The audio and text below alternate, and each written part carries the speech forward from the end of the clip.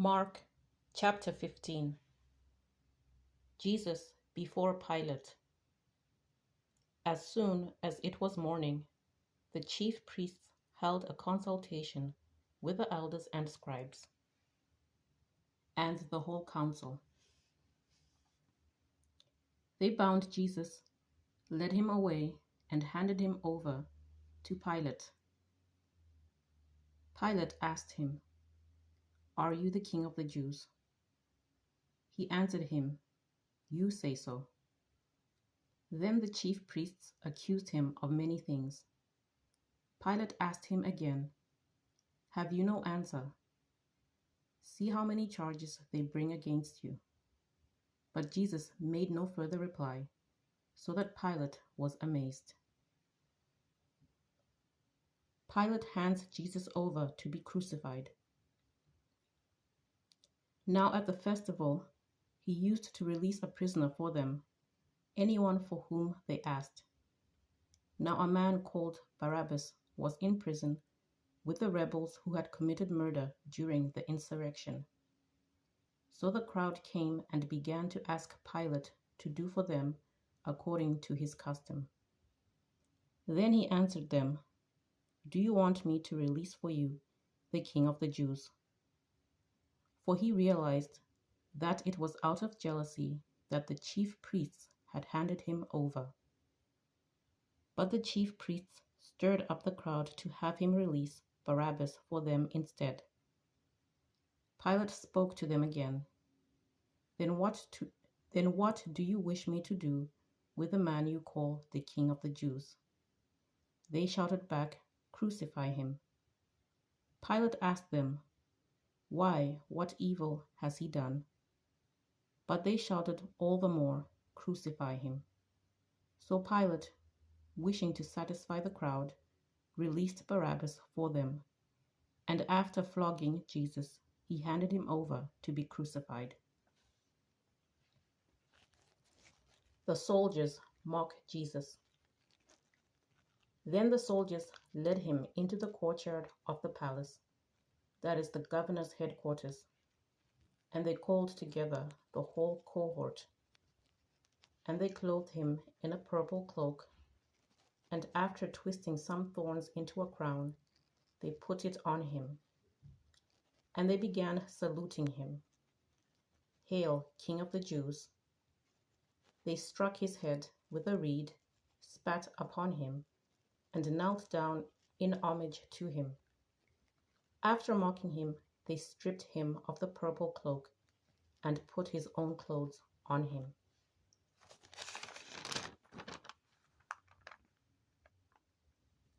Then they led him out to crucify him.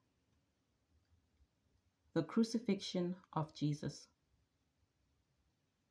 They compelled a passerby who was coming in from the country to carry his cross. It was Simon of Cyrene, the father of Alexander and Rufus. Then they brought Jesus to the place called Golgotha, which means the place of a skull.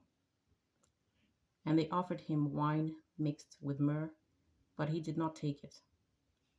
And they crucified him and divided his clothes among them, casting lots to decide what each should take. It was 9 o'clock in the morning when they crucified him. The inscription of the charge against him read, "The King of the Jews." And with him they crucified two bandits, one on his right and one on his left.